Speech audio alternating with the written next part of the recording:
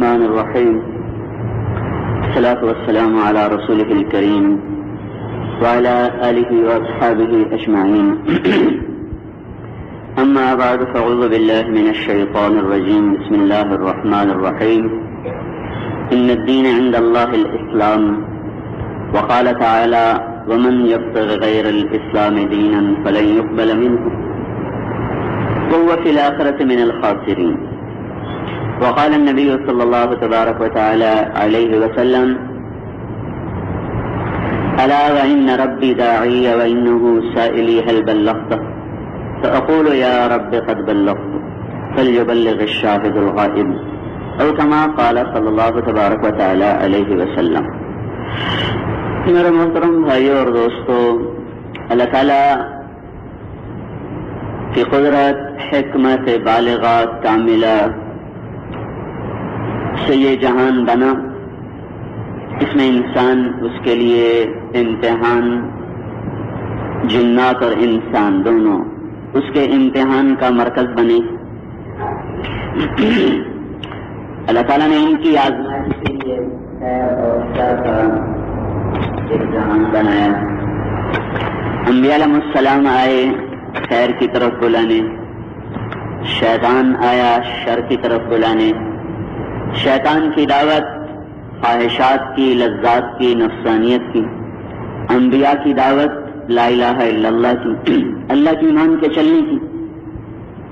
آدم علیہ السلام جس دن زمین پر اترے، شیطان بھی اسی دن زمین پر اترا. تو گویا حق و باطل کی دعوت اکٹھی شروع ہوئی، ایک ہی دن شروع ہوئی. آدم علیہ السلام سے لے کر ہمارے نبی تک انبیاء کا سلسلہ مکمل ہوا. شیطان کے سلسلے لمبے ہیں، دراز ہیں. قیامت تک اس کی فوجیں پیدا بھی ہو رہی، انسانوں میں بھی، جنات میں بھی. من الجنة والناس شیاطین الجن والانس یوحی بعضهم الى بعض زخرف القول غرورا. اللہ تعالیٰ نے ان کا طریقہ واردات بھی بتایا ہے کہ کچھ شیطان جنات میں سے ہیں، کچھ شیطان بدقسمتی سے انسانوں میں سے ہیں. یہ بات کو خوبصورت انداز میں پیش کرتے ہیں، دھوکے کی دنیا کو حقیقت بنا کے دکھاتے ہیں. جو کچھ بھی نہیں اسے سب کچھ دکھاتے ہیں، جو سب کچھ ہے وہ نظروں سے پہلے ہی اوجھل ہے اسے بالکل ہی اوجھل کر دیتے ہیں. دوسرا ان کا طریقہ واردات اللہ تعالیٰ نے خود ہمیں ارشاد فرمایا کہ فَبِمَا أَغْوَيْتَنِي لَأُزَيِّنَنَّ لَهُمْ فِي الْأَرْضِ. مجھے جو تم نے نکالا ہے تو میں دنیا کو بڑا خوبصورت کر کے انہیں دکھاؤں گا. یہ شیطان کا حملہ اور اس کا انداز اللہ تعالیٰ نے ہمیں پہلے بتا دیا کہ میں کیسے حملہ کروں گا. یہ گلستان کالونی جو چاروں طرف سے گندے نالوں میں گھری ہوئی ہے، پتہ نہیں اس کا نام کس نے رکھا تھا گلستان کالونی. کہ یہ میں ان کو اتنی خوبصورت کر کے دکھاؤں گا کہ انہیں جنتی یاد نہیں رہے گی. ان کی دنیا انہیں بڑی خوبصورت، بہت حسین بنا کے دکھاؤں گا، ان کو جنت یاد ہی نہیں رہے گی. پھر ایک اور اللہ تعالیٰ نے ہمیں بتا دیا کہ فَبِمَا أَغْوَيْتَنِي لَأَقْعُدَنَّ لَهُمْ صِرَاطَكَ الْمُسْتَقِيمَ. مجھے جو نکالا ہے تو میں سیدھے راستے پر ڈیرے ڈال کے بیٹھوں گا. وقتی طور پہ نہیں آؤں گا، گشت کر کے چلا جاؤں، چلہ لگا کے چلا جاؤں، 3 دن لگا کے چلا جاؤں. نہیں، میں تو ڈیرے ڈال دوں گا سیدھے راستے پر. جتنے بھی وہاں سے گزریں گے ثُمَّ لَآتِيَنَّهُم مِّن بَيْنِ أَيْدِيهِمْ، پہلا وار ان کے سینے پہ کروں گا. یہ خطا ہو گیا. وَمِن خَلْفِهِمْ، پھر پیچھے سے حملہ کروں گا. یہاں سے بچ گئے. وَعَنْ أَيْمَانِهِمْ، دائیں طرف سے حملہ کروں. ادھر سے بچ گئے. وَعَنْ شَمَائِلِهِمْ، الٹی طرف سے حملہ کروں گا. چوطرفی جنگ لڑوں گا. تیرے بندوں کو تجھ سے دور کرنے کے لیے چومکھی جنگ لڑوں گا. اور کیا ہوگا؟ وَلَا تَجِدُ أَكْثَرَهُمْ شَاكِرِينَ، تو دیکھ لے گا کوئی تجھ تک پہنچے گا، باقی تو سارے میرے ہی حملوں کے زخمی ہو کر تڑپتے رہیں گے. تجھ تک پہنچنے والے خال خال ہوں گے، باقی سارے میرے ہی مرید بن جائیں گے. تو اللہ تعالیٰ نے ہمیں اس کا سارا طریقہ واردات بتا دیا، اس کے آنے کا راستہ بتا دیا. اور ادھر انبیاء کی دعوت ہے جو ان کو وما ارسلنا من رسول الا نوحی الیہ انہ لا الہ الا انا فاعبدون. آدم علیہ السلام سے لے کر اپنے حبیب تک جتنے میں نے رسول بھیجے ہیں سب کو میں نے بتایا ہے کہ لوگوں سے کہو میں ہی ایک اکیلا معبود ہوں، میری مان کے چلو۔ یہ حق و باطل کا معرکہ آدم علیہ السلام سے چلا اور آج تک چلے گا، اور جب تک سورج مغرب سے نہیں نکلتا یہ ٹکراتے رہیں گے۔ کبھی باطل اوپر ہوگا، حق نیچے ہوگا۔ اس کا مطلب یہی نہیں کہ حق غلط ہو گیا، سچ سچ ہی ہے۔ اگر بازار والے سچ بولنا چھوڑ دیں تو سچ کی عظمت کو تو کوئی داغ اس پر تو کوئی داغ نہیں آتا۔ پاک دامنی لوگ چھوڑ دیں تو اس کے تقدس میں تو کوئی کمی نہیں آتی، عفت کو لوگ چھوڑ دیں تو اس کی طہارت میں تو کوئی کمی نہیں آتی۔ لوگ ہی گندے ہو گئے۔ سچائی کا چھوڑ دینا سچائی کو کم نہیں کرتا، پاک دامنی کا چھوڑ دینا پاک دامنی پہ داغ نہیں لگاتا، اسلام کا چھوڑ دینا اسلام کو نہیں گہنا تھا۔ اسلام تو بلند و بالا ہے، وکلمۃ اللہ ہی العلیٰ، اللہ کا بول ہر حال میں بلند ہے، چاہے اس بول کے بولنے والے پست ہو جائیں، لیکن اللہ کا کلمہ ہر حال میں بلند ہے۔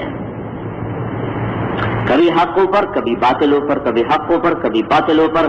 تلک الایام نداولها بین الناس، یہ امتحان ہے، اللہ لیتا رہے گا۔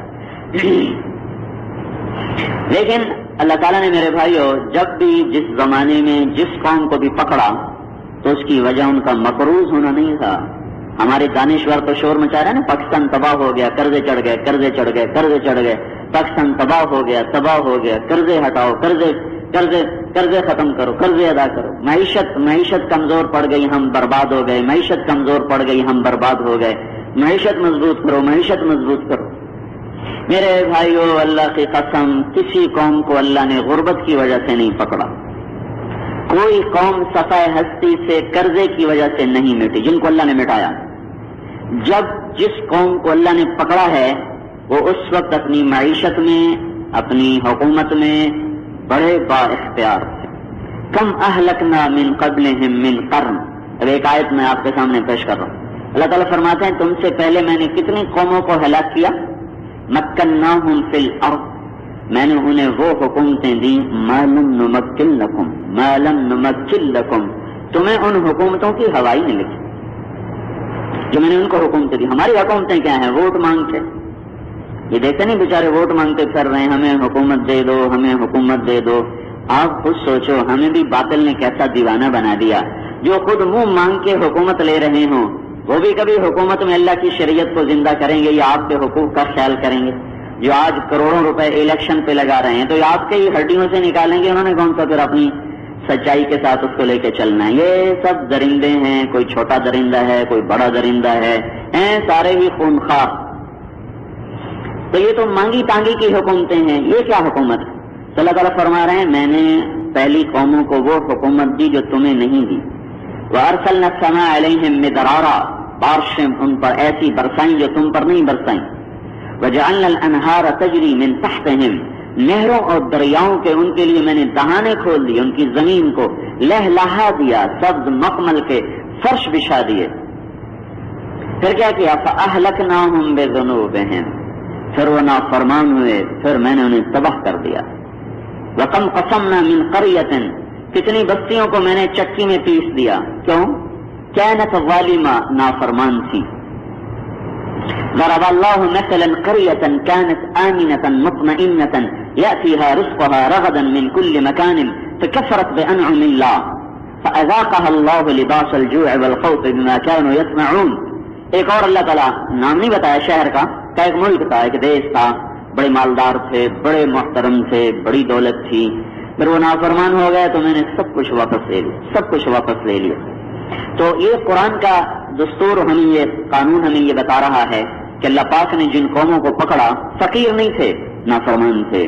پاکستان اس لیے نہیں ہلاک ہو رہا کہ اس پہ قرضے چڑھ رہے ہیں، پاکستان اس لیے ہلاک ہو رہا ہے کہ اس میں اللہ کا دین ٹوٹ رہا ہے، اس میں زنا پھیل رہا ہے، اس میں بے حیائی پھیل رہی ہے، اس میں فحاشی پھیل رہی ہے، اس میں موسیقی پھیل رہی ہے، اس میں سود پھیل رہا ہے، اس میں ماں باپ کی نافرمانی پھیل رہی ہے، اس میں اللہ کا ہر حکم ٹوٹ رہا ہے، اس لیے یہ ملک برباد ہو رہا۔ ساری دنیا کے مسلمانوں کا ایک ہی المیہ ہے، یہ اس لیے ذلیل ہیں کہ یہ اللہ کے باغی ہیں، یہ اللہ کے فرما بردار ہو جائیں، اللہ ساری دنیا کے باطل کو زیر و زبر کر کے ان کے قدموں میں ڈال دے۔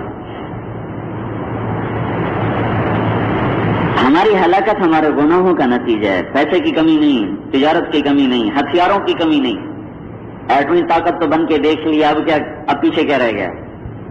ہم اللہ کے باغی ہیں، ہم اس کے رسول کے باغی ہیں۔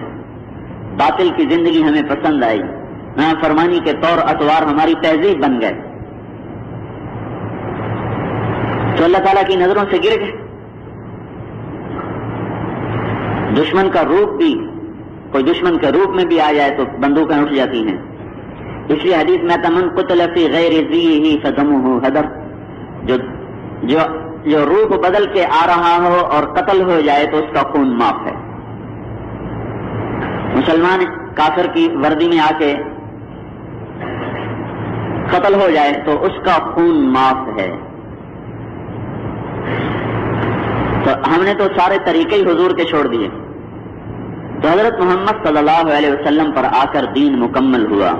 الیوم اکملت لکم دینکم واتممت علیکم نعمتی ورضیت لکم الاسلام دینا، ہم نے تم پر دین مکمل کر دیا۔ یہ آیت عرفات کے میدان میں اس وقت اتری جب آپ دعا میں مشغول تھے، خطبے سے فارغ ہو کر آپ دعا میں مشغول تھے، تو اس وقت یہ آیت اتری۔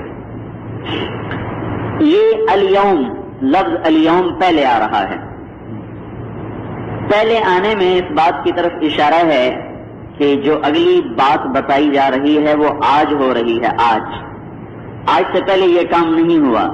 پہلی دفعہ جب سے دنیا بنی ہے یہ پہلی دفعہ ہونے لگا ہے۔ پہلی دفعہ الیوم، پہلی دفعہ ہونے لگا ہے۔ لکم، آگے ایک لفظ آ رہا ہے لکم۔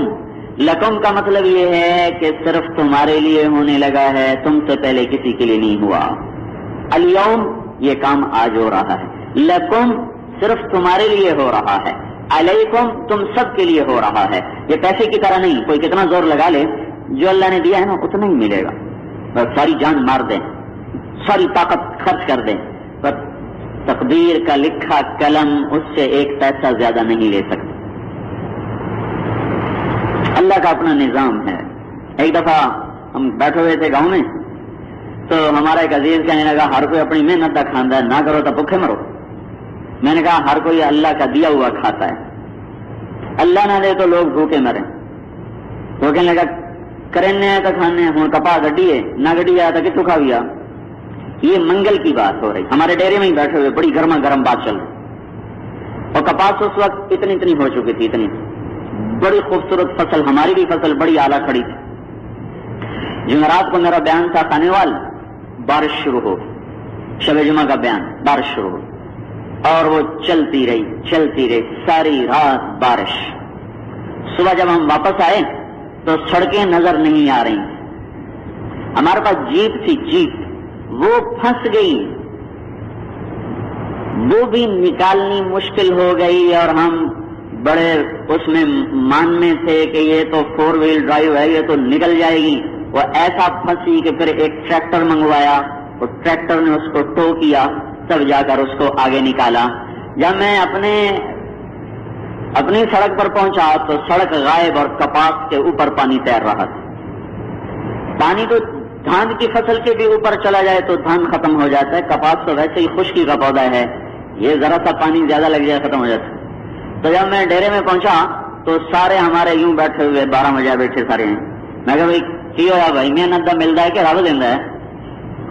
محنت تو ہم نے کی، ہم نے محنت کی، زمین کو چیرا، شدید گرمی میں ٹریکٹر چلے، پانی لگے، ہل چلے، فصل کاشت ہوئی، حتی اذا اخذت الارض زخرفها وزینت وظن اهلها انهم قادرون عليها اتاها امرنا ليلا او نهارا فجعلناها حصيدا كأن لم تغن بالامس شيئا۔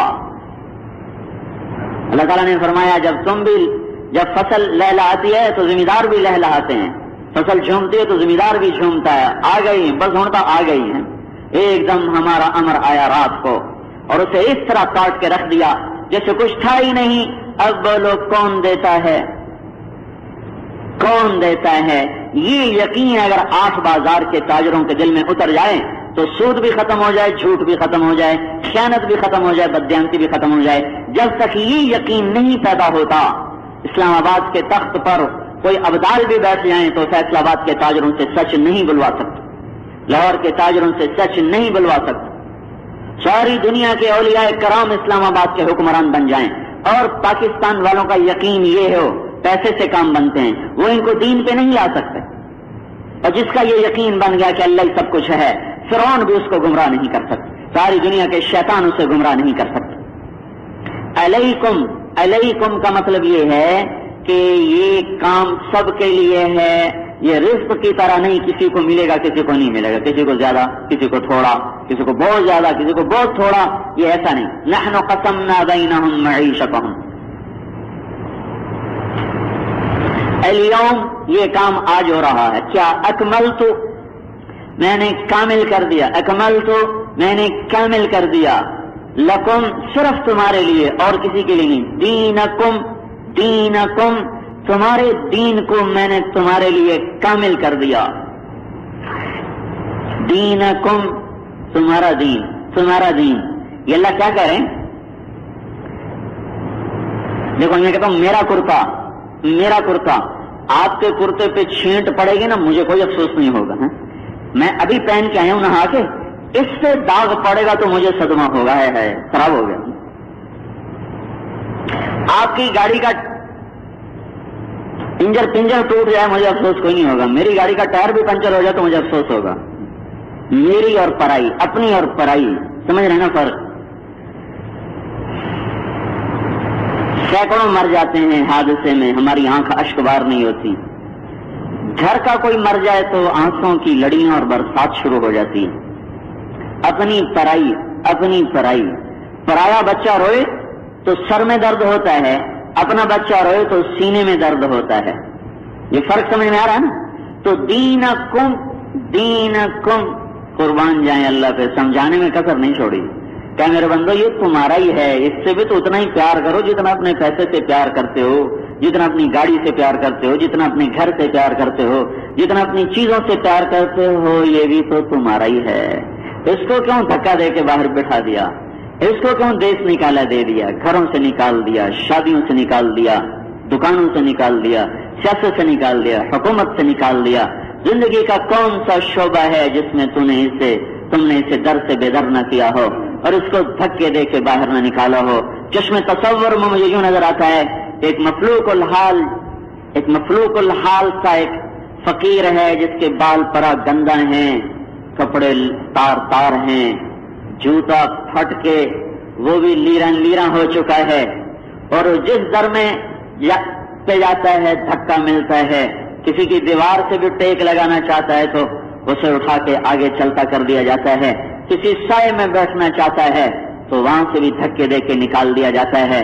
پانی مانگتا اس کی زبان نکلی ہوئی ہے، کوئی دینے کو تیار نہیں، اس کے گال پچکے ہوئے ہیں، وہ کھانا مانگتا ہے، کوئی کھلانے کو تیار نہیں، وہ بہت درد مند ہے، کوئی اس کا مداوا کرنے کو تیار نہیں، وہ زخموں سے چور چور ہے، کوئی پھمبا رکھنے کو تیار نہیں، وہ ہائے ہائے کر رہا ہے، سب کے کانوں میں جیسے ڈانٹ پڑ چکے ہیں اور وہ تڑپ رہا ہے، مچل رہا ہے، سب کی آنکھوں پہ جیسے پردے پڑ چکے ہیں۔ مجھے اسلام ایک ایسی صورت میں نظر آتا ہے جس کو اگر کوئی دیکھ لے تو اس کی بغیر شناسائی کے ہی ہائے نکل جائے۔ تڑپتے مریض پرائے بھی ہوں تو آدمی کی طبیعتیں خراب ہو جاتی ہیں۔ میں قطر کے ہسپتال میں گیا، ایک بچہ تڑپ رہا تھا، مجھے آج بھی جب اس کا تصور آتا ہے میری طبیعت خراب ہو جاتی، میں بے چین ہو جاتا۔ اس کی ماں بے بسی کے ساتھ اس کے سرانے کھڑی تھی۔ پرائے بچے کے تڑپنے نے ایک اجنبی پاکستان سے آئے ہوئے ایک عرب کے بچے کو دیکھ کے وہ تڑپ رہا ہے، آج بھی اس کا درد محسوس ہو رہا ہے، 2 سال ہو گئے اس بات کو۔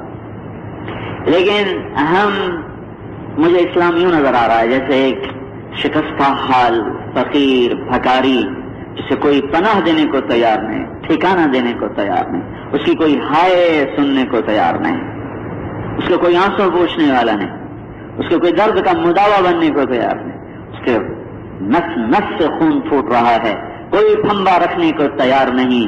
وہ ایک ایسی ظالم انسانیت کے اندر گردش کر رہا ہے جنہیں نہ کوئی سنائی دیتا ہے، سوائے پیسے کی کھنک کے، جنہیں نہ کوئی دکھائی دیتا ہے سوائے اپنی ضرورت کے، جنہیں کوئی اور جذبہ ہی نہیں سوائے پیٹ پہ کے بھرنے کے، اور جن کی اور کوئی خواہش نہیں سوائے اپنی شہوتوں کے پورا کرنے کے، ایسے بے حصوں سے یہ جہان بھر چکا ہے۔ دینکم لگا تمہارا ہے ٹھکانہ دو، تمہارا ہے چھپاؤ اسے، سینے سے لگاؤ اسے، پیسوں کے لیے بینکوں میں رکھا، لاکر میں رکھا، ایک دو لین دین کے لیے بھی ڈرافٹ بنائے اور کیا کیا صرف کاغذ کی رسیدیں بنائی، کوئی چور نہ پڑ جائے۔ اس کو تو دیکھو جو میں نے آسمانوں سے تمہارے لیے اتارا۔ دینکم اکملت لکم دینکم واتممت علیکم نعمتی، پھر کہا واتممت، میں نے تمام کر دیا، تمام کر دی، ادھر کا کامل کر دے، ادھر کا تمام کر دیا۔ کامل ہوتا ہے صفات میں پورا ہونا، تمام ہوتا ہے اجزاء میں پورا ہونا، صفات بھی پوری اجزاء بھی پورے، صفات بھی پوری اجزاء بھی پورے، اس میں اب نہ کوئی صفت کم ہے نہ کوئی جز کم ہے۔ علیکم علیکم، تم سب پر برابر میں نے تقسیم کیا ہے۔ آگے کسی نے گلاس رکھا تو یہ 1.5 پاؤ کا ہے تو اس میں 1.5 پاؤ پانی آ گیا، کسی نے جگ رکھا تو وہ 1 سیر کا ہے تو اس میں 1 سیر پانی آ گیا، کسی نے مٹکا رکھا وہ 1 من کا ہے اس میں 1 من پانی آ گیا، کسی نے بڑا ٹب رکھا وہ 10 من کا اس میں 10 من پانی آ گیا۔ اب تمہارے اپنے لینے پر ہے، تمہارے برتن کے رکھنے پر ہے۔ دینے والے نے دین کو برسایا ہے بارش کی طرح، رزق کی طرح نہیں، بارش کی طرح۔ رزق کی ٹوٹیاں کھولی ہیں، ٹوٹیاں، اوپر سے پائپ آ رہا ہے، نیچے 100 ٹوٹی لگاؤ پانی اتنا ہی آئے گا جتنا پیچھے ٹینکی میں ہے، نیچے 1 ٹوٹی لگاؤ پانی اتنا ہی آئے گا جتنا ایک ٹینکی میں ہے۔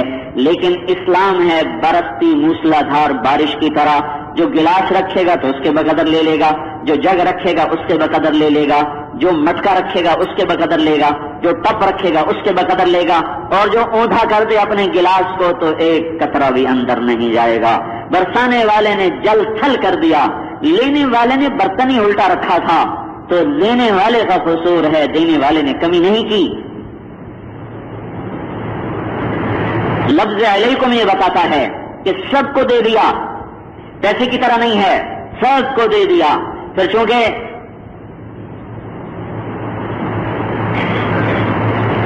اسلام ایک پابند زندگی بتاتا ہے، پابندیاں بتاتا ہے، تو پابندیوں میں جکڑا ہوا انسان ذرا اپنے آپ کو مشکل میں محسوس کرتا ہے، تکلیف میں محسوس کرتا ہے، خاص طور پہ جس پابندی کا نفع سامنے نہ ہو۔ اب سب لوگ پابند ہیں، بڑے پابند ہیں، دکانوں کے ہم پابند، نوکریوں کے پابند، زندگی کی ہر ترتیب میں تعلیم کے پابند، کھانے کے پابند، پینے کے پابند، سونے کے پابند، پیشاب کے پابند، پخانے کے پابند۔ ہماری زندگی میں کون سی ایسی چیز ہے جہاں ہم پابند نہیں؟ نظر آتا ہے اس کا نفع بھی نقصان بھی۔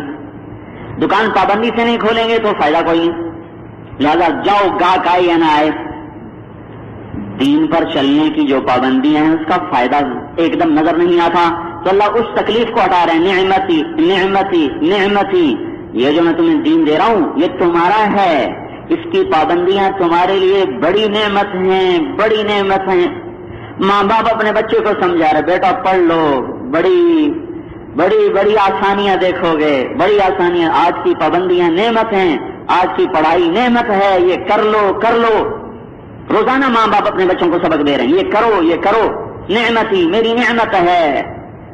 الیوم یہ کام آج ہو رہا ہے، اکمل تو کامل، لکم صرف تمہارے لیے، دینکم یہ تمہارا ہے دین، اتمم تو تمام ہو گیا، علیکم تم سب کے لیے، نعمتی میری نعمت ہے، ٹھکراؤ نہیں میری۔ دیکھو کسی کا ہدیہ ٹھکرا دیا جائے نا بڑا دل دکھتا ہے، بڑا دل دکھتا ہے۔ ہدیہ چاہے تھوڑا ہو چاہے زیادہ ہو، دینے والا اپنا دل لے کے آتا ہے، جب اس کو ٹھکرا دیا جائے تو تکلیف بڑی ہوتی ہے۔ تو اللہ تعالیٰ فرما رہا میں تمہیں ہدیہ دے رہا ہوں، میری نعمت، میرا ہدیہ، تم میرے ہدیے کو ٹھکرا رہے ہو۔ وَرَضِيتُ لَكُمُ الْإِسْلَامَ دِينًا، اور آج کے بعد صرف اسلام ہی چلے گا، اس کے علاوہ کوئی سکہ نہیں چل سکتا۔ اللہ تعالیٰ نے میرے بھائیوں اس کو مکمل کیا اور ہمارے نبی کو سارے عالم کا نبی بنا کر بھیجا، بحر و بر کا، شرق و غرب کا، شمال و جنوب کا، زمین سے لے کر آسمان تک جتنی بھی پھیلی ہوئی کائنات ہے اس پر لا الہ الا اللہ محمد الرسول اللہ کی مہر لگ گئی۔ سارا عالم، سارے انسان، سارے زمانوں کا نبی بنا کر بھیجا۔ تو اس کے لیے ضرورت تھی ایسی امت کی جو اس کو سارے عالم میں پہنچا سکے، پھیلا سکے، چونکہ یہ عالمی پیغام تھا اور عالمی نبی کا پیغام تھا۔ قیامت تک اب ایک ہی نبی ہے، یہی چلے گا، ابد الآباد چلے گا۔ اسی کی شریعت اختم بکتابہم الکتب وبشریعتہم الشرائع وبدینہم الادیان، اس کی کتاب پہ کتابیں ختم، اس کی شریعت پہ شریعتیں ختم، اس کے اسلام پر دین ختم، دین ختم، کتابیں ختم، شریعت ختم، سارا عالم، سارے انسان، سارے زمانے، سارے جنات کا یہ اکیلا نبی بن کر آیا ہے۔ لہذا اللہ تعالیٰ نے آپ کی زندگی کو محفوظ کیا، آپ کی شریعت کو محفوظ کیا، آپ کی کتاب کو محفوظ کیا، آپ کی زندگی کے ایک ایک عمل کو محفوظ کیا، قیامت تک نمونہ بنا دیا۔ کسی نبی کی زندگی محفوظ نہیں، چند ایک واقعات زندگی کے محفوظ ہیں، اس کے علاوہ کچھ خبر نہیں۔ حالانکہ ابراہیم علیہ السلام کتنے عظیم، موسیٰ علیہ السلام کتنے عظیم، عیسیٰ علیہ السلام کتنے عظیم، اور نوح علیہ السلام یہ تو بڑے پیغمبر ہیں، اور محمد صلی اللہ علیہ وسلم ان کو اولو العزم کہا جاتا ہے، اولو العزم۔ پھر ہود علیہ السلام، لوط علیہ السلام، صالح علیہ السلام، شعیب علیہ السلام، یہ سارے وہ نبی ہیں جن کی زندگی کو قرآن بیان کرتا ہے، لیکن ان کے حالات ہمارے پاس ہیں کوئی نہیں۔ ہمارے نبی پاک صلی اللہ تبارک و تعالی علیہ وسلم وہ ہستی ہیں جن کی زندگی کی ایک ایک چیز ہمارے پاس محفوظ ہے، اور آپ سے پیچھے بھی آدم علیہ السلام تک، اور آپ سے آج 1423 سال زندگی کی ہر چیز کو اللہ تعالیٰ نے محفوظ کیا۔ ایسے لوگ پیدا کیے جنہوں نے آپ کی ہر ادا کو اپنے سینے میں بند کر کے ہم تک پہنچایا، کیونکہ ہم نے قیامت تک اس پر چلنا تھا۔ جب چیز مشکوک ہو جائے تو پھر اس کے پیچھے چلنا لازم نہیں رہتا۔ تو اللہ تعالیٰ نے ہمارے نبی پاک صلی اللہ تبارک و تعالی علیہ وسلم کی سیرت طیبہ اور مبارکہ کو ایسا محفوظ کر دیا جیسے اللہ تعالیٰ نے اپنی کتاب کو محفوظ کیا، اور پھر ہمیں حکم دیا کہ اس کے پیچھے چلو، اس کے پیچھے چل کر منزل ملے گی۔ اور پانی لو،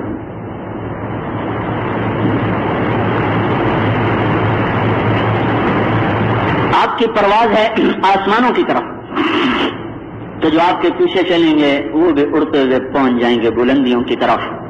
باطل کی پرواز ہے پستیوں کی طرف، جو ان کے پیچھے چلیں گے وہ بھی جا گریں گے پستیوں۔ اللہ تعالیٰ نے ہر نبی کو اللہ تبارک و تعالیٰ نے بہت نوازا، لیکن ہمارے نبی کے نوازنے کا انداز یہ ہے کہ ساری دنیا کے انسانوں کو جو علم اور فضل اور اللہ تعالیٰ نے عقل عطا فرمائی بسمیت انبیاء، اس سب کی مثال ہے ایک ذرے کی، اور جو ہمارے نبی کو دیا اس کی مثال ہے ایک صحرا کی، صحرائے اعظم۔ صحرا اور ذرے میں ہم کیا نسبت قائم کریں گے؟ اللہ ہی کر سکتا ہے، ہم تو کر ہی نہیں سکتے۔ اپنے نبی کی حیثیت سمجھو بھائیو، اس کے پیچھے چلنے والوں کو بلندیاں ملتی ہیں، اس سے ہٹ جانے والوں کو پستیاں ملتی ہیں۔ یہ میری عادت نہیں ہے، یہ تو ہر مہینے کے لحاظ سے آپ کو پتا، میں تو اتنا مصروف رہتا ہوں، مجھے کتاب بھی لوگ نہیں دیکھنے دیتے۔ کبھی کھول کے بیٹھتا ہوں تو کوئی آنے والا وقت لے کے تو آتے نہیں، وقت بے وقت آتے ہیں۔ اب ہمیں تبلیغ کی نسبت لگی ہوئی، ہم بہت کم انکار ہوتا ہے جب بالکل بے بسی ہو، اور لوگوں میں آنے کے لحاظ سے اپنی سہولت پیش نظر ہوتی ہے، اگلے کی پیش نظر نہیں ہوتی بھی اگلا کس حال میں۔ اب وہ ہر 10 منٹ گھنٹی بجے جی فلاں ملنے ہیں، اچھا بھائی بیٹھاؤ، ان سے فارغ ہوا جی فلاں ملنے ہیں، اچھا بھائی بیٹھاؤ۔ تو میرا دیکھنا دکھانا تو ایسے ہی رہ جاتا ہے، دیکھنے کی فرصت ہی کوئی نہیں ملتی۔ شکر ہے رات کو کوئی نہیں آتا، ورنہ ایک رات کو 1:30 بجے فون آیا، موبائل کھلا رہے گا میری بدقسمتی، جی مولانا صاحب جی آپ سے ایک مشورہ کرنا ہے۔ میں نے کہا ماشاءاللہ بڑا اچھا ٹائم آپ نے تلاش کیا، رات 1:30 بجے۔ بھائی رات کو تو معاف کر دیا کرو بھائی ہم نہیں۔ اچھا پھر اگر کوئی تھک ہار کے کہہ دو کہ بھائی ابھی ملنے کی فرصت نہیں ہے تو فوراً دے گا ہونڈے متکبر ہیں، مولوی ہونڈے متکبر ہیں، ابھی ٹورتے ہیں نا تو ملے ہی کوئی نہیں۔ وَإِذَا قِيلَ لَكُمُ ارْجِعُوا فَارْجِعُوا هُوَ أَزْكَىٰ لَكُمْ، تو قرآن میں بھی آتا ہے کہ اگر کسی کے گھر ملنے جاؤ اور وہ کہے بھائی ابھی میں فارغ نہیں ہوں بعد میں آ جاؤ، تو چلے جاؤ، یہ اچھی چیز ہے، اس میں کوئی ایسی بات نہیں، نہ پہلے نے تکبر کیا ہے نہ اگلے نے بے تقیائی کی ہے، لیکن وہ ہمارے چونکہ علم کی سطح عوام میں بڑی کمزور ہے، ذرا بھائی معذرت کر دو تو فوراً یہ فتویٰ لگ جاتا ہے، یہ تو ہے ہی متکبر، اب لوگوں نے ان کو سلام شروع کر دیے ہیں، ان کا مزاج ہی خراب ہو گیا۔ تو بھائی اب کیا کریں؟ تو میں یہ کہہ رہا تھا کہ میں کوئی کتاب نہیں دیکھ کے آتا ہوں، لیکن میرے ذہن میں ابھی یہاں جب میں پہنچا یہاں دروازے پر تو مجھے خیال آیا، میں نے پوچھا بھائی آج رجب کی کون سی تاریخ ہے؟ تو انہوں نے کہا 26 ہے، رات 27 کی ہے۔ تو پھر مجھے خیال ہے کہ اچھا آج رات کو حضور صلی اللہ علیہ وسلم کو معراج ہوا۔ تو میں یہ کہہ رہا تھا کہ اللہ تعالیٰ جو اللہ تعالیٰ نے اپنی نبی کے قدم بقدم چلنے کا حکم دیا تاکہ وہ آپ کے ہاتھ پکڑ کر آپ کو اللہ سے ملا دے، اتنی بلند پرواز کسی نبی کو ہوئی ہی نہیں، جتنی بلندی یہ پرواز اللہ نے آپ کو کروائی اس تک تو کوئی پہنچا ہی نہیں۔ ابراہیم علیہ السلام کے بارے میں اللہ تعالیٰ فرما رہے ہیں وَكَذَلِكَ نُرِي إِبْرَاهِيمَ مَلَكُوتَ السَّمَاوَاتِ وَالْأَرْضِ لِيَكُونَ مِنَ الْمُوقِنِينَ، ہم نے ابراہیم علیہ السلام کو اپنی کائنات کا مشاہدہ کروایا، کائنات کا مشاہدہ کروایا تاکہ اس کا یقین اور بلند ہو جائے۔ ان کو کائنات کے مشاہدے کا اللہ تعالیٰ نے ہمیں وہ آیت پڑھ کے سنائی۔ اور اپنے نبی کے بارے میں بخاری شریف کی روایت ہے کہ ثم دنا منہ فتدلی فکان قاب قوسین منہ او ادنا، اپنے نبی کے ساتھ یہ معاملہ کیا کہ دو کمان، یہ دو کمان تو ایک عربی کا قاب قوسین، قاب یہ کمان کی لکڑی اور یہ اس کے اندر تانت جس کو کہتے ہیں، یہ تو یہاں تیر رکھ کے کھینچا جاتا، تو یہ جو دو تانتیں ہوتی ہیں، دو ایک تیر ایک کمان اور دوسرا کمان، ان کے درمیان کی جو تانت ہوتی ہے اس کو عربی میں کہتے ہیں قاب۔ جب عرب لڑتے آپس میں صلح کرتے تھے تو وہ کیا کرتے تھے، وہ کمان یوں الٹی کر کے اس کی دونوں تانتوں کو یوں ملا دیتے تھے، یوں ملا دیتے تھے، تو یہ صلح کی علامت ہوتی تھی اور قرب کی علامت ہوتی تھی۔ تو جب کسی سے تعلق کے قرب کو بتایا جاتا تھا تو یہ جملہ بولا جاتا تھا ہوا منی کا قاب قوسین، وہ قاب قوسین میں اور وہ قاب قوسین ہیں، اتنے قریب ہیں جیسے دو کمانوں کی تانتیں آپس میں مل جاتی ہیں۔ ابراہیم علیہ السلام کو کائنات کا مشاہدہ کروایا، اپنے حبیب کو اپنی ذات کا مشاہدہ کروایا، اس طرح کہ قاب قوسین بن گیا۔ یہ جو والنجم اذا ہوا میں قاب قوسین ہے، یہ جبریل مراد ہیں، سے جبریل مراد ہیں، جو صحیح روایات اور صحیح تفاسیر ہیں اس سے جبریل مراد ہیں۔ وہ جو قاب قوسین کا لفظ بخاری شریف میں آتا ہے اس سے اللہ تبارک و تعالیٰ کی ذات مراد ہے کہ اللہ پاک کا اتنا قرب ہوا کہ اس کے باوجود شاہ عبد الحق محدث دہلوی کی میں نے سیرت کی کتاب میں دیکھا کہ انہوں نے جب اتنے قرب کے بعد بھی اللہ تعالیٰ نے فرمایا یا حبیبی ادن منی، اے میرے حبیب اور قریب ہو جاؤ اور قریب ہو جاؤ۔ تو یہ امت کو ایک درس ہے، ایک سبق ہے کہ اس کے پیچھے چلو گے تو یوں بلندی پرواز ہوگی۔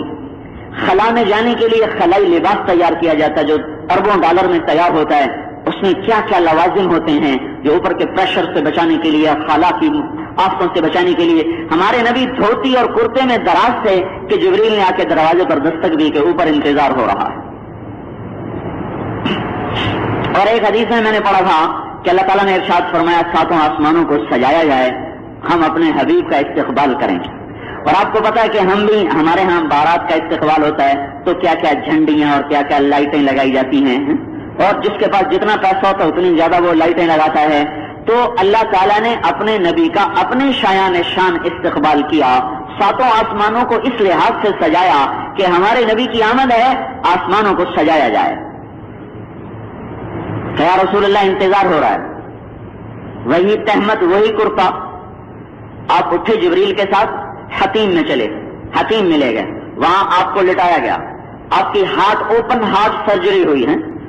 میرا چھوٹا بھائی دل کا ڈاکٹر ہے، اوپن ہارٹ سرجری کے بعد جب وہ باہر لے کر آتے ہیں تو کئی مریض میں نے دیکھے، ان کو تو دیکھ کے ڈر لگتا ہے، ایسا حال ہوتا ہے کہ یہ تو سارے مر جائیں گے، وہ کیفیت ایسی ہوتی ہے۔ سب سے مشکل آپریشن میں سے ایک آپریشن دل کا بھی ہے۔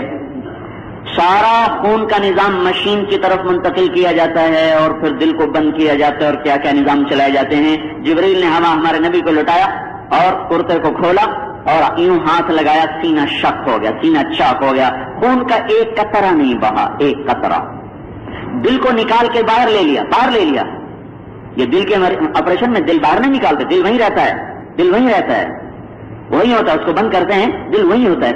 جبریل نے دل نکال لیا اور ہمارے نبی اپنی آنکھوں سے دیکھ رہے ہیں, اچھا دل باہر آ گیا, دل باہر, اور دوران خون جاری, جسم کا نظام مکمل, نظام خون ٹھیک ٹھاک, تنفس ٹھیک ٹھاک, رگوں کا خون ٹھیک ٹھاک. بعضی ایسی باریک رگیں ہوتی ہیں جو مائکروسکوپ سے بھی نظر نہیں آتی, وہ ذرا سا بھی سسٹم خراب ہو تو وہ ڈیمیج ہو جاتے ہیں. ان کا ڈیمیج ہونا ہے یا فالج یا جو ہے وہ برین ہیمریج, کوئی نہ کوئی ہو کر آدمی فارغ ہو جاتا ہے. ان سب کا نظام چل رہا, دل باہر آیا پڑا ہے. پھر دو تشت تھے سونے کے, ایک میں زمزم تھا, ایک میں نور تھا. پھر دل کو چیرا, جبریل نے دل کو چیر دیا, پھر اس کو زمزم سے دھویا. دھونے کے بعد پھر اس میں دوسرے تھال تشت میں نور تھا, وہ نور اس میں بھرا. آپ کا تو سارا سینہ ہی نور تھا, لیکن اللہ کی ملاقات کے لیے جس نور کی ضرورت ہے وہ اب بھرا جا رہا ہے. جب وہ سارا مکمل ہو گیا پھر دل کو رکھا, کوئی ٹانکا نہیں لگایا, بس دل کو رکھنا تھا کہ ہر رگ خود آ کے جوڑ کے اپنا کام شروع کر دیا. پھر جو سینے کو ملایا تو کوئی ٹانکا نہیں لگا. یہ جو ٹانکے ہوتے ہیں یہ خراب ہو جائے. ابھی میرے ایک دوست کا آپریشن ہوا, میرے پاس رہے 2 مہینے, بنگلہ دیش کے تھے, ان کے یہ زخم نہیں ٹھیک ہو رہے, بیچاروں کو 2 مہینے ہی رہنا پڑا اور تھوڑی دیر بعد پیپ نکلے. جب وہ 2 مہینے میں زخم خشک ہوا پھر ان کو ہم نے روانہ کیا. انہوں نے ایسے ملایا, ہمارے نبی کے سینے پر ایک بھی نشان تو نہیں تھا ٹانکے کا. اور آپ کا شک کے صدر 3 دفعہ ہوا, کہیں آتا 4 دفعہ ہوا, سینہ چیرا گیا 3 دفعہ. اور اس کے بعد براق پہ بٹھایا, براق مستی کرنے لگا. تو جبریل کہنے لگے آج تک تیری پشت پر جو سوار ہوئے ہیں ان میں سب سے افضل اور اعلیٰ اور ارفع اور برتر آج تیری پشت پہ سوار ہوا ہے. تجھے پتہ نہیں کون آیا ہے, یہ خاتم الانبیاء ہے, یہ حبیب اللہ ہے. تو براق کے تو پسینے چھوڑ گئے, نس سے پسینہ. وہاں سے آپ کو لے کے چلے ہیں بیت المقدس کی طرف. تو ایک بوڑھا راستے میں اس نے آپ کو پکارا, آگے گئے تو ایک بدصورت بڑھیا نے پکارا. آپ نے پوچھا یہ کون ہے, کہا چلیں. وہاں پہنچے. اس رات بیت المقدس کی مسجد کا دروازہ بند کریں بند نہیں ہو رہا. تو انہوں نے مستری بلایا, پہلے ڈاٹ ہوتی تھی, مستری بلایا. تو اس نے کہا جی یہ ڈاٹ کا پتھر اوپر آ گیا ہے, یہ بند نہیں ہوگا, یہ صبح ٹھیک کریں گے پھر بند ہوگا. تو اس کے جو بڑے راہب تھے, بڑے راہب کہنے لگے یہ ڈاٹ کا مسئلہ نہیں ہے, صبح تک ٹھیک ہو جائے گا. آج آخری نبی کے آنے کی رات ہے, یہ در بند نہیں ہو سکتا. استقبال کے لیے کھلوایا گا, یہ نہیں کہ آپ کو ضرورت تھی دروازہ کھول کے اندر جانے کی. جو مکے سے بیت المقدس آ رہے ہیں ان کے لیے دروازے کی کیا ضرورت ہے, استقبال ان کا. یہ صبح تم خود ہی دیکھو. تو جب آپ کی سواری اتری تو براق کو ایک جگہ باندھا جہاں وہ ہر نبی کے لیے بندھا. اس کے بعد آپ اندر تشریف لے گئے.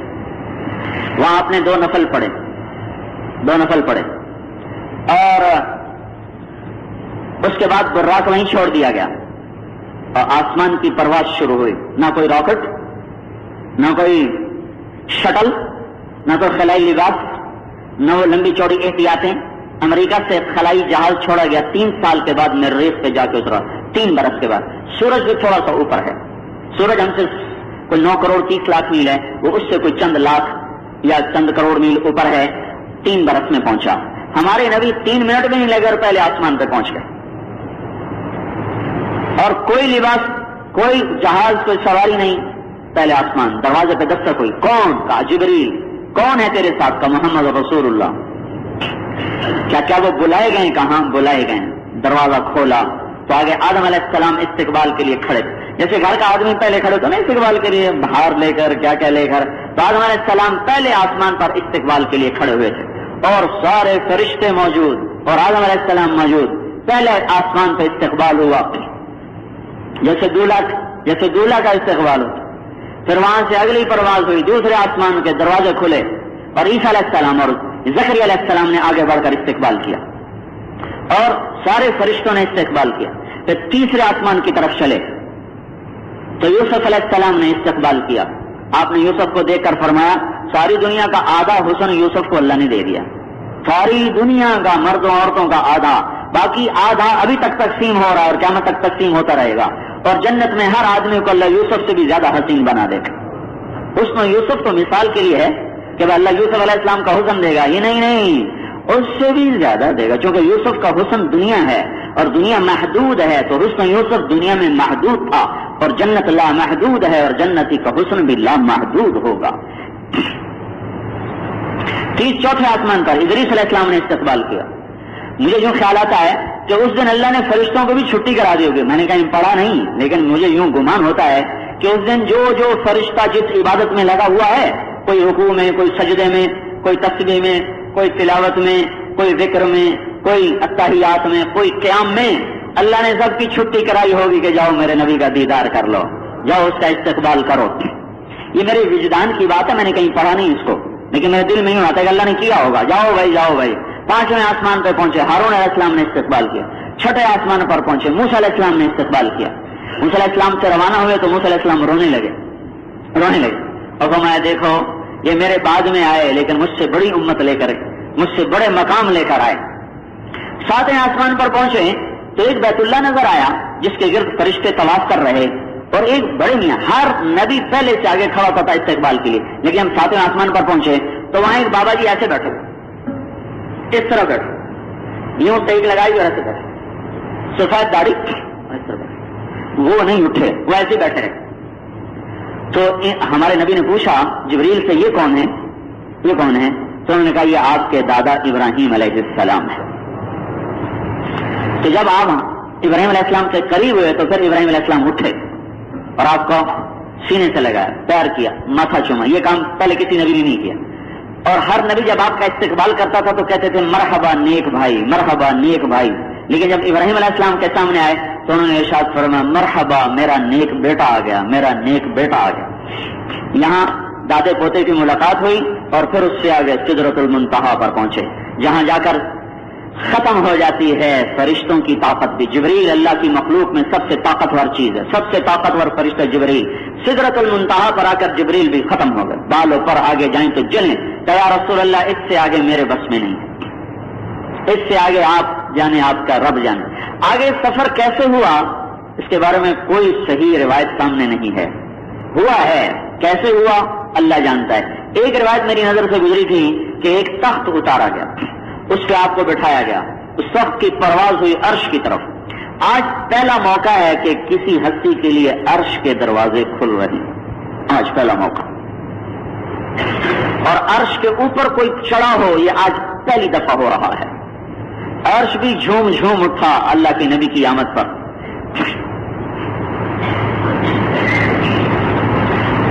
اور میں یوں کہتا ہوں کہ ابھی تک آپ جسمانی طاقت سے جا رہے ہیں. جہاں جبریل کی روحانی جسمانی طاقتیں فنا ہو گئیں، وہاں سے ہمارے نبی کی جسمانی طاقت چل رہی ہے. روحانی طاقت تو ظاہر ہوئی جب اللہ سامنے آئے. پھر عرش کے اوپر پردے ہیں 70,000. 70 کا مطلب یہ نہیں کہ 60,000 70,000. 70,000 کا مطلب ہے کہ عرش کے اوپر لا تعداد حجاب ہیں نورانی، اور وہ حجاب ایسے قوی اور گہرے ہیں کہ اللہ تبارک و تعالیٰ ان پردوں کو اٹھا کر اپنی